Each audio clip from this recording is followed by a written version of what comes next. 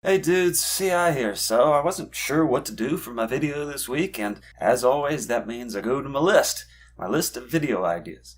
Recently, I had a good idea for like a theme, top 5 lists. And I just started brainstorming things that you could do top 5 lists about. And it's just, you could make an endless list. There's endless things you could do top 5 of. And I think it's going to be super easy. So let's do that today. Let's just start. And I'll do top 5 authors. This was a little tough. It's tough. I got a lifetime of reading, and there's a lot of great authors out there I wanted, but fortunately, I have something to help me. You remember that I've got this book. I was right, where it lists all the books I've ever read.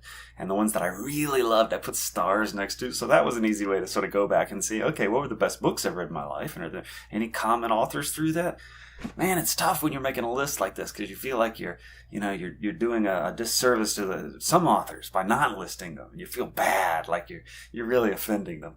But I got to do it. The rules are the rules, and I got to come up with top 5. So here we go. Blake Nelson.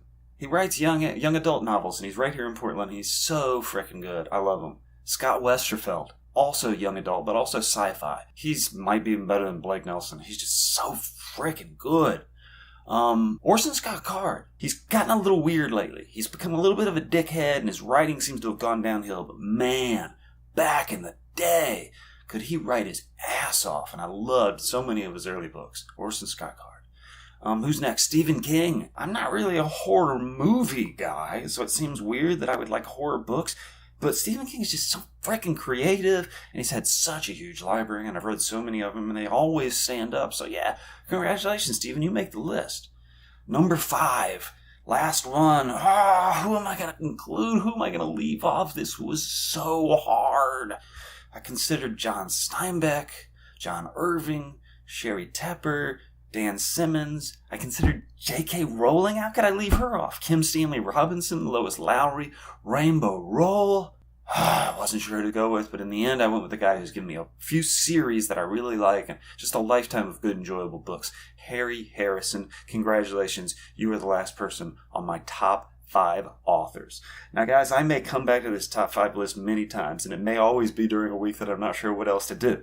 If you guys want to jump on this idea, you are welcome. If you decide, hey, see, I made a top 5 list this week, I'm just going to follow it up and do the same damn thing. You can. Alice, if you want to give me your top 5 authors, let's hear it. Or not, your call. But that's my top 5 list. It was a little bit difficult to make because, I don't want to offend those people who didn't make the list. Because, of course, they're going to watch this and they're going to feel terrible. Well. That's it for me, guys. First try at a top 5 list. Hope you enjoyed it. And I'll see you next week.